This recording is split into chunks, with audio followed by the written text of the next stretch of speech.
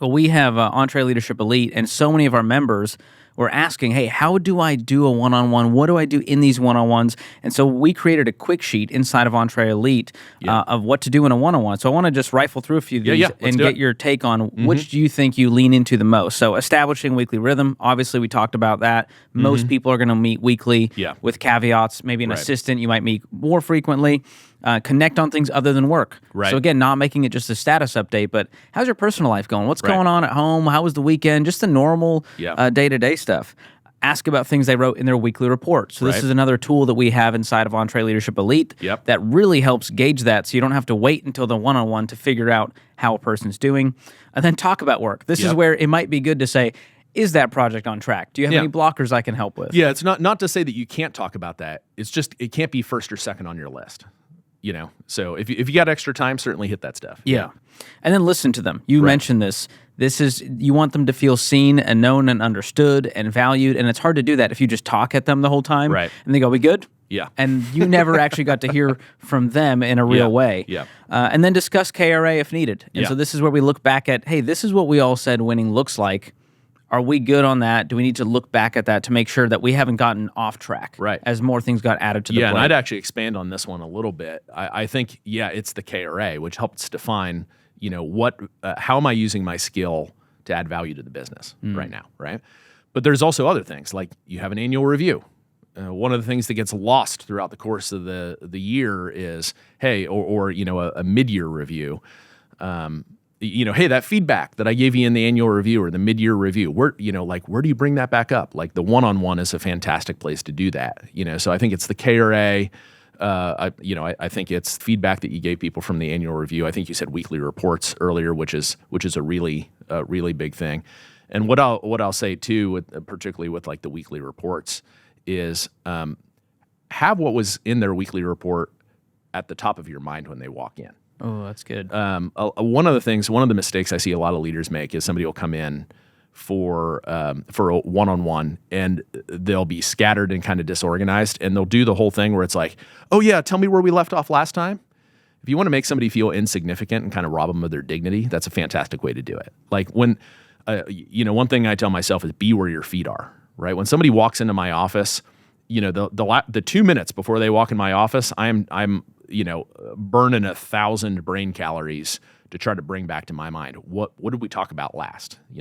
So the weekly report's a great thing to pull up. Weekly report, yeah. And don't be trying to still fire off 4 emails while they're walking the door telling you how their day's going. I actually want to talk a little bit more about that. All right, we'll get there. Yeah. So the last piece is on this one sheet of what to do in a one-on-one is coach them and then do something about it. And so leaving with some action-oriented pieces. Don't just tell me, hey, well, this was great. I love to hear from my leader, hey, here's what I'm doing. I'm going to meet with that person. I'm going to follow back up on Tuesday. It makes me feel more heard and seen when I know the leader's fighting those battles and is going to do something about it. Right, yeah. If you're a leader, imagine being on the other side of a leader conversation where the leader says like, oh, well, that sounds hard. Good luck with that. If you don't... comforting. It's not comforting. Yeah, it's not comforting. If you want... we want to really give our team members the sense of like, we're in this together. And what that means is you got to listen to the things that are a big challenge to them and do something about it, and then follow back up with them. It's a real follow through is important. Yeah, follow through is really important. Hey, you mind if I share real quick?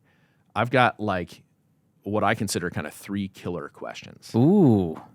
During a one-on-one. All right, take notes if you're listening. Okay, these are the 3 things that I found like are great conversation starters. Will really get people talking about the things that matter. And the wording's real important on them. So the first thing I ask is like, what's heaviest on your mind? Because what's really important is that you're actually addressing the thing that actually has them worried or concerned or stressed. And I hear a lot of people try to take different roads to get to that, but they're oftentimes not very successful at doing it. So I love the question, like, what's heaviest on your mind? You'll be really surprised what people share with you, because sometimes it'll be work, sometimes it'll be home, sometimes it'll be something else. Yeah, I like the intentional vagueness of that question. Right. And if you have got a good relationship, and when I feel comfortable sharing with Brendan about what's really going on, man, you can get into a depth there that creates that trust that helps your work relationship. Right. So next one I got is is there a decision that you need my help making? Right? Kind of prodding that out of them a little bit. And if we get to a point, and it's not like I'm trying to create an environment of entrapment or anything like that, but if we ever get to a point where somebody makes a decision on their own that I'm uncomfortable with, I can kind of pull them back to that moment and say, hey, we talk about this a lot. What decision can I help you make? And I feel like you stepped into a level of delegation I wasn't prepared to give you. It's a great time to coach. Yeah. And then the last one is, how do you need supported right now? It's like the first one. It's one of those super open-ended questions. Not how do I need to support you right now? It's just, how do you need supported, right? So what do you need to do your job really, really well? And I found those three questions to be killer questions during one-on-ones. It opens up a lot of things that you would not expect